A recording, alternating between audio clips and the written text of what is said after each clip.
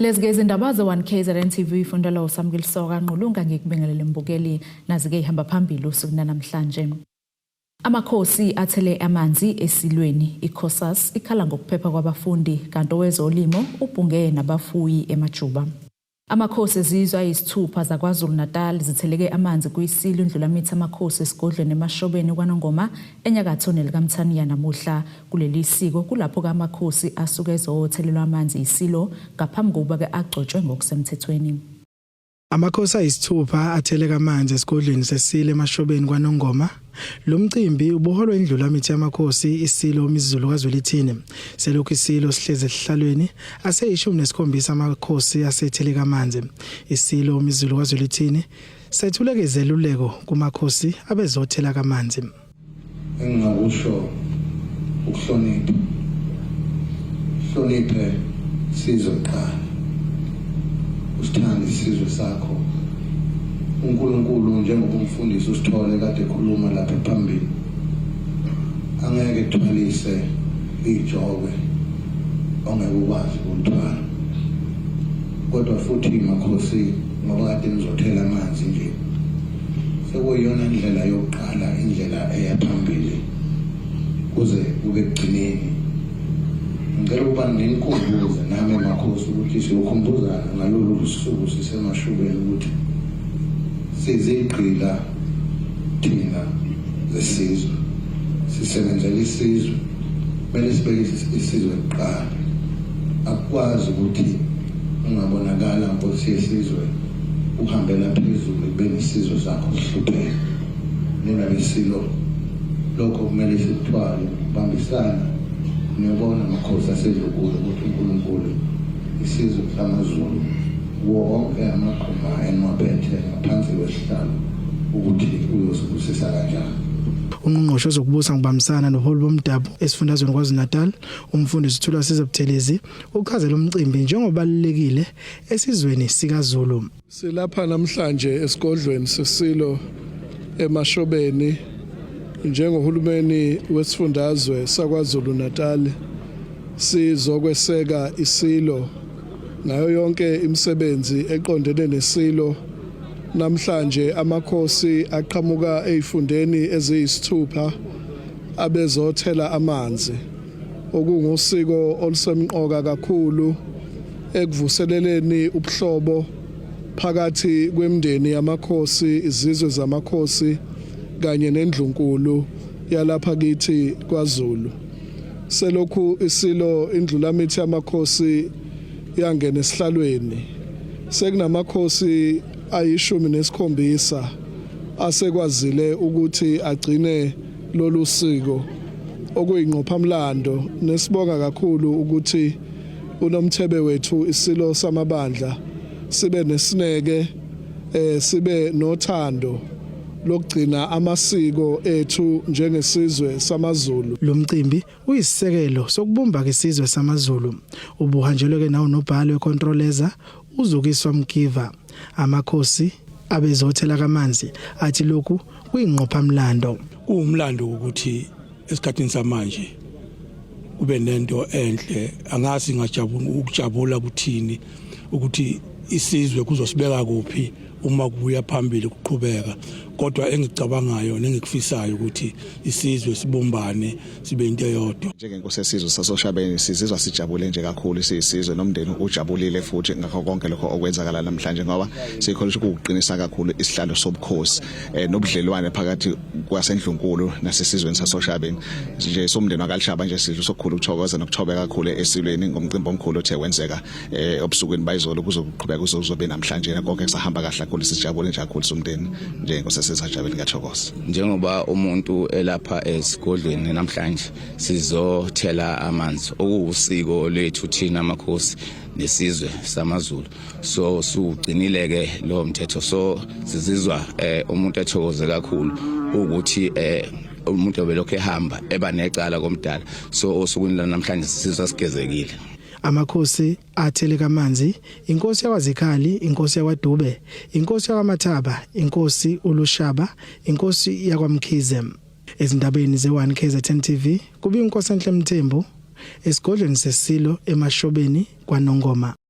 Inhlangano abafundi kuleli Congress of South African Student iCOSAS KwaZulu-Natal sinxuseke ukuba izikole kanye nezinhlaka ezimele abazali ezikoleni bakubekeke emahlombe abo ukuqinisekisa ukuthi ke abafundi baphephile ezindaweni abaqashe kuzo ngenhloso yokusondelela izikole. Le nhlangano ke isho kanje ngemuva kokusabalala kwezitsolo zezigameko zokuhlukunyezwa kwabafundi besikole bizimali eNkandla. Izinhlaka ezimele izikole izinyana zothisha isikole kanye nemiphakathi yonkana sebenxuswe ukuba bavikele abafundi bangagcelezwa zintswelaboya ikakhulukazi labo ke abahlala emqashweni ukusondezela izikole. Lokhu kuvezwe inhlangano emele abafundi iCOSAS KwaZulu-Natal ebihambele isikole ibizimali.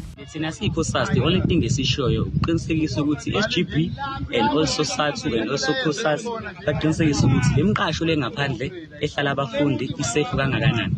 Because into esidingayo ukuthi abafundi behlezi bezoba safe esikoleni ngayo yonke into.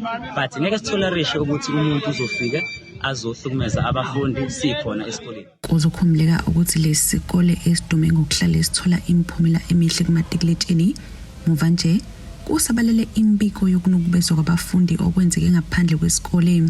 Ihambele kuso lesikole ungqongqoshe womnyango wezemfundo KwaZulu-Natal uthi ubugebengu sebukhathaze kakhulu ezikoleni. We are concerned about the crime because this is part of the element of crime, but we are working with all our schools, not only here at Nkandla at Bizimali. We are working with all schools to produce their extra lesson plan, of which some of them they are teaching our learners during the weekend, others afternoon, but they must have a security safety plan for our learners so that we won't again here. Ngemumva kwalezi ntolo kuqubuke uvalo kubazali kanye ke nakubafundi abanye baze bathatha imithalo yabo babuyela emakhaya.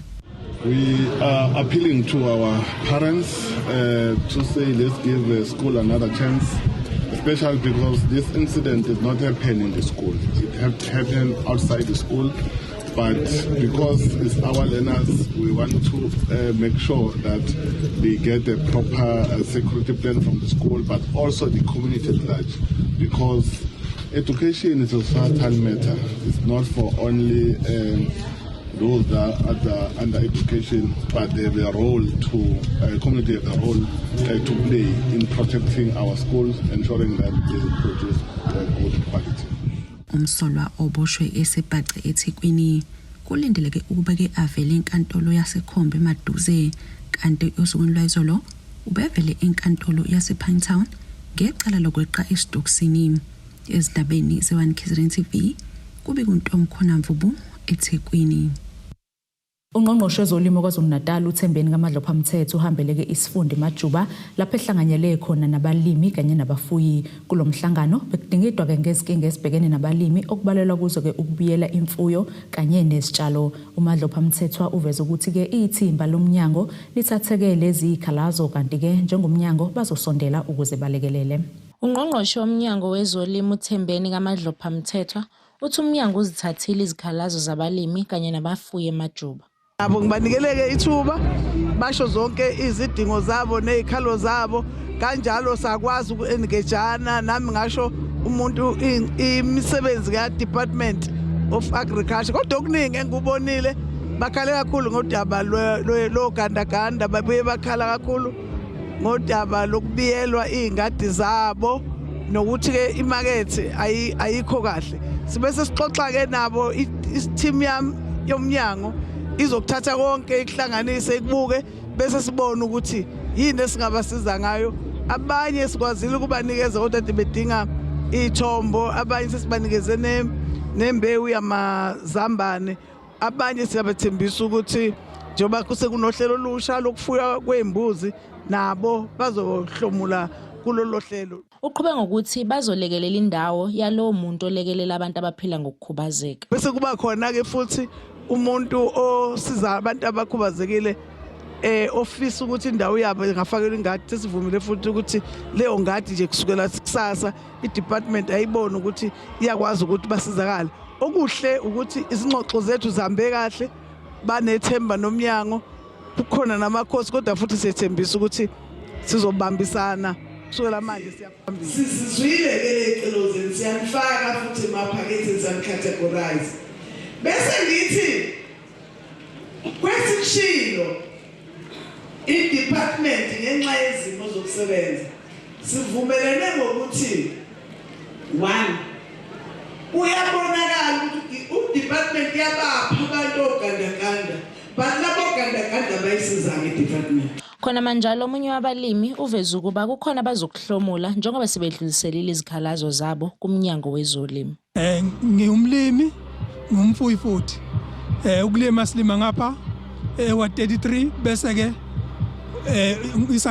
isakhamuzi ngapha ewatt 7 ngapha ke silima amasimo amakhulu wa 33 bese ngapha ewatt 7 ngibe nengadi la ngitshala khona ama veg kusho ukuthi la besivakashele MEC uMadlobha Mthethwa ezocela ikhalo zethu sayivaka necelo ke wathembisa ukuthi uzosinika kusho ke mina ke engizokuhlomula noma mhlawumbe icelo esicelile sicele inkomo zamanguni sacela imbuzi zenyama nezobisi sizokwazi ukukhiqiza ushisi sacela ke nembewu yamazambane nokucingo lokubiya eingadini zethu sinethemba ukuthi ke konke sokuthola ngoba sibhalisile imininingwane yethu okunye ke kwakho kuzocishe kufike kusasa ngolesihlanu. Siyabonga kakhulu ukufika MC kusilamsile kwasiphuzi lo sizini lwethu leminyaka siyabonga. Kubi kuthobeka dladle ezindabeni ze1 KZN TV ngise Newcastle.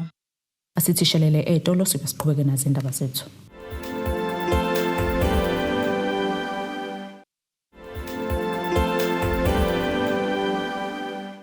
Asikwamukele kumbukelo sabukele zona indaba ze1 KZN TV esikhumbuze ihlokwana kwezona ehamba phambili usuku namhlanje.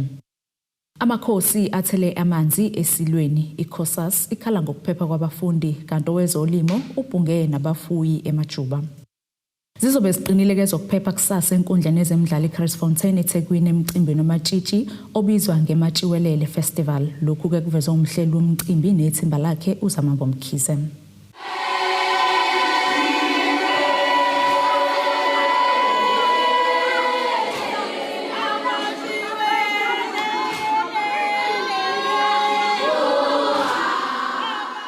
Ingxoxo sibe nayo noMkhize uchaze kanje ngenhloso yalomcimbi.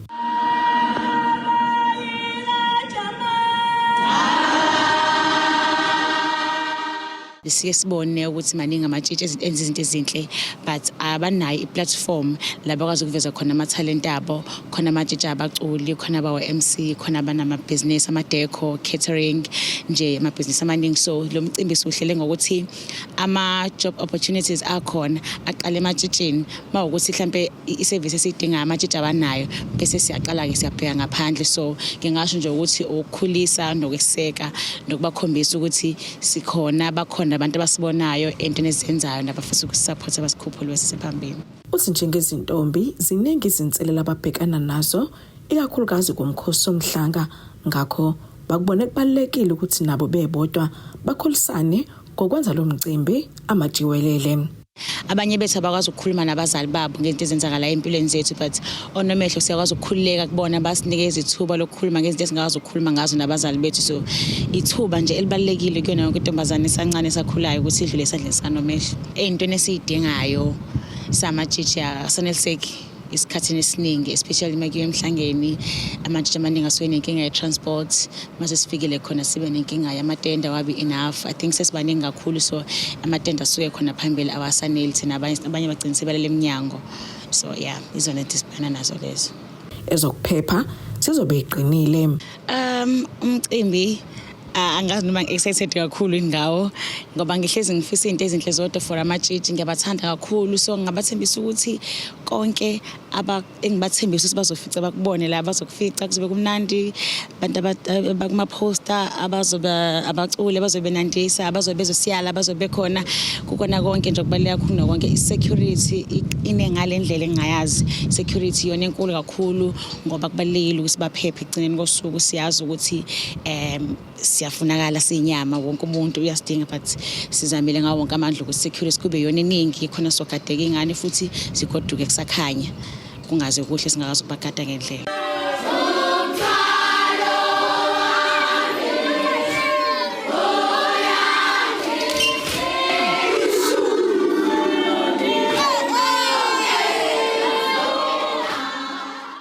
kanti lo mcimbi uzophinda uhanjelwe abaculi abaqavile.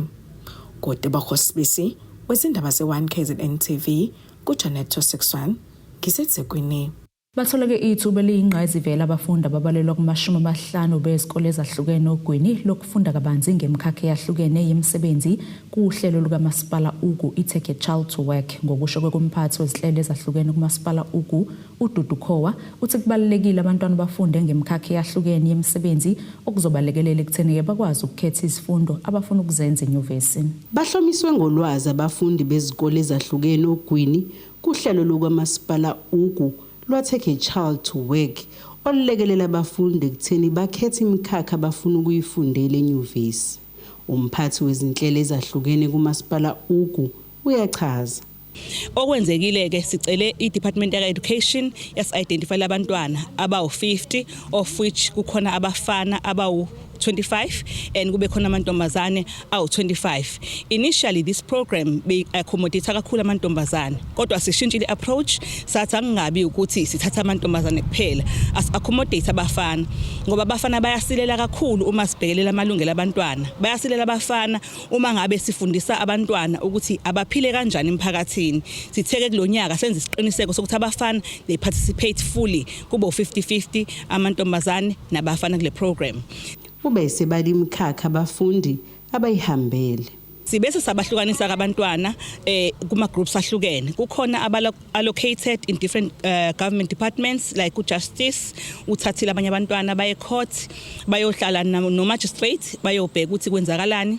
Abanye baye ngaphakathi kamasipala, ngibala idepartment yaka youth, ngibala uIT wethu, ngibala ka water services, ngibala uHR wethu ngaphakathi, ngiphinde futhi ngibale uGCIS okuyena futhi hoste ingane eyoba expose ukuthi benzani kahle kahle kuma departments abo. Ngibala uDepartment of Transport kuleli bridge nje elisanda kuqalwa lapha ezantsi abantwana bebeyobheka ukuthi kwenziwani ku construction industry. Iqhuba uthi lokhu kuzobalekelela kakhulu mase kumele bakhethe izifundo enyuvesi. Sibheke ukuthi umntwana wenza mapi ama subjects, sabe sizathi umntwana sim-expose because kuyenzeka umntwana acabanga ukuthi uyafitha ipassion yakhe ingapha kanti cha. Abafunda bebeyingxenye bachaza ngabakufundile bathi balithokozele kakhulu ithuba. Engikufundile ke sifunde ngenhlobonhlobo zama radio safundiswa nokufunda indaba ukuthi kwenziwa kanjani konke nje bekukuningi kakhulu nama advertisement ukuthi kwenziwa kanjani mo advertiser safunda nje ngeinhlelo ezenzayo kwe radio. Siyakuyilove ukukhuluma ukuthi what kind of careers we could do there. There were different careers and different courses we could choose from, but I was more interested in being a prosecutor of a family court or crime court since I really like those two and I was pursuing them before this. Communication ukusho ukuthi isho ukuthini inama types amangaphi ukuze ufunde indaba noma ube ijournalist kumele wenze iziphi izifundo kumele wenze kanjani kumele futhi uziphathe kanjani khona ama rules akhona. Ngifunde nje okuningi okumayelana nelo ne public relation ne journalism okubalekile ukuthi engikufundile ngikuthandile futhi kuzongisiza uma ngiqeda high school sengiya e-university ukuthi ngenze izifundo zami ze-journalism noma sengithola umsebenzi ukuthi ngiziphathe kanjani. Lo mbiko benwethulelo zamando sicele wezindaba ze1 KZN TV ngisesayidi. Uthishanhloko wesikole samabanga aphezulu iHlakaniphani High obanjeni uSibusiso Zwane uthi bafisa kokungenani bathola 100% ukimiphumela kaMatriculation ngonyaka ka2025. Ekhuluma nethemba lezindaba uZwane ngenkathi benomcimbi okukomelisa othisha nabafundi uveze ukuthi ke konke kungukusebenzisana kothisha kanye nokusebenzisana nabazali ngokusikhandla. Ukusebenza ngokuzikhandla kothisha besikole iHlakaniphani High School eSobanjeni enye yezinto eyenze lesikole senza kahle kuyimphumela kaMatriculation yangonyaka odlule. Lesi sikole siholwa uSibusiso Zwane sisingathi umcimbi ukukomelisa othisha nabafundi ngenhloso yokugqugquzela nalabo abalandelayo ukuba benze kahle njengoba lesikole sifuna ukuzibona sithola 100% kulonyaka. As compared to matric class of 2023 basenze saba proud njengesikole la sizobonga kakhulu onke ama stakeholders abe involved acontributor kakhulu ukuze sikwazi obtain lama results esiwatholile ngo2024. Sizobonga kakhulu ke nothisha okuyibona ababambe kakhulu iqhaza ukuqinisekisa ukuthi ke imiphumela ibe mihle. Besebenza tirelessly, besebenza imigqibelo, besebenza amasonto, besebenza nanokuvala kwezikole, ama winter classes, berana ama programs amaningi kakhulu okuyiwona abenza ukuthi balekeleleke abafundi bekwazi ukuproduce, bekwazi ukukhipha ama results lawa besiwadinga 2024. Sizojabula ke lana ke sizoba award, sizoba motivator, sizothi kubona siyafisa nakulonyaka 2025 siwabone futhi improve from 89.2 ayephezulu. So isikole sethu ke ihlakaniphane sitargethe kakhulu kulonyaka u100%. Esifisa ukuthi ke njengoba siba motivator nabothisha bazoqhubeka bamotivateke baqhubeke balekelela abafundi. Moreover nabo abafundi sifisa bamotivateke because angeke si award kuphela awothisha.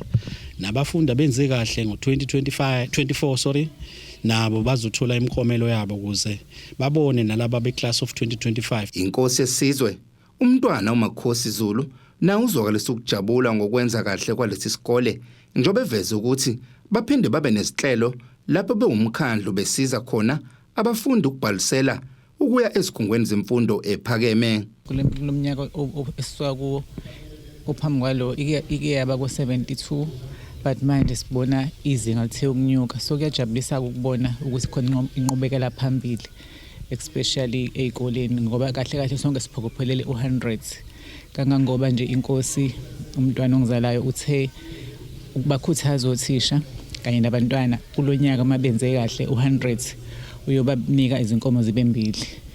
So kakhulu imfundo ke into eseqhulwini lapha endaweni yomntwana sikhathalele kakhulu ngoba ngisho naku sinane trust exhaswa inkampani enkulu la uTronox eMina Life eBreeze. Kuleyo trust siyasikwazi ukuthi silekelele izingane maseyiphasile uma ukuthi azithola ngoNSFAS sikwazi ukuthi ingane ikwazi ukuregister. Usihlalo wesigungu kulesi sikole uAndile Dube uthi nakuba kunesitselelo kodwa basebenza ngokubambisana. uDube uphinde waveza ukuthi nalabo bafundi abafunda amakilasi engeziwe bayaqikelela ukuthi baphephile ngaso sonke isikhathi. Siyasebenzisana nabo sikwazi ukufika soba motivate mekukhona la ekuneyinkinga khona ngoba zona ingqinamba ngesisho ukuthi azikho. Sikhona ingqinamba esikoleni esibhekene nazo kodwa ke ngenxa ukuthi sibambisene sonke school governing body, othisha, imanagement yothisha, amaphoyisa, umphakathi nenkosi yethu umntwana uMakhosi Zulu basilekelela kakhulu. Sinohlelo ke la esikoleni esabiza abazali sahlangana kunekomiti esikhethile ukuthi mekunama class lawa ntambama siye sambe so check esikoleni sibuka ukuthi kuyafundiswa kahle siphinde silinde izingane zethu bese iphuma siphinde sambe futhi kuze konke kuhambe kuphephile kuhlale kahle ku right. Zonke isikole zibonakala sibheke ukwenza kahle kuyimphumela kaMatukuletsheni njoba lesifundazwe senze kahle kakhulu ngonyaka odlule. Izindaba ezenziwa KZN TV kubikuthi abantu maphumulo obanjeni. Siphinde futhi sayitolo sobe siqhubeke nazo indaba zethu.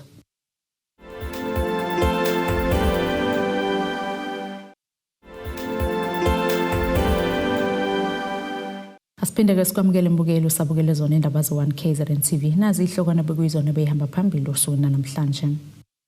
Amakhosi athele amanzi esilweni iCosas ikhala ngokuphepha kwabafundi kanti owezolimo ubhunge nabafuyi emajuba.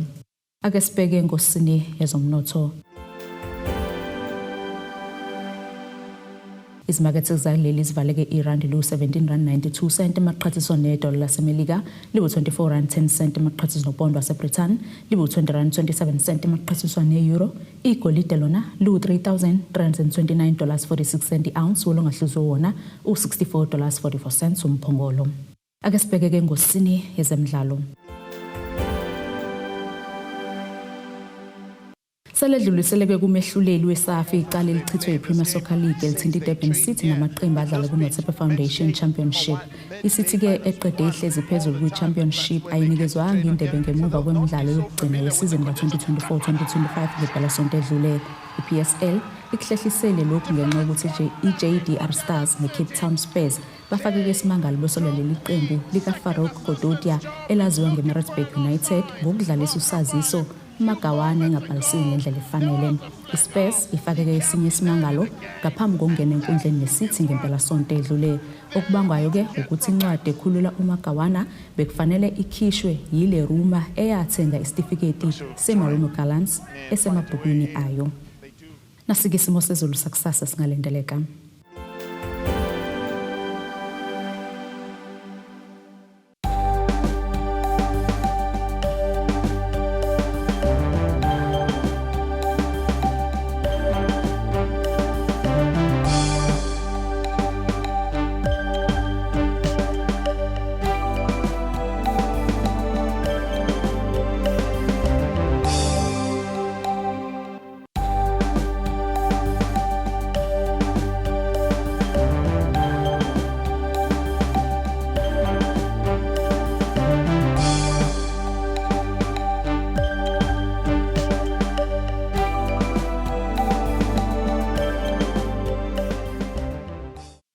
Bukelekeze yagoqo bese kuphathele zona usuna namhlanje mina nawe sohlangana kusasa futhi ngasesikhathi esifanayo isale kahle.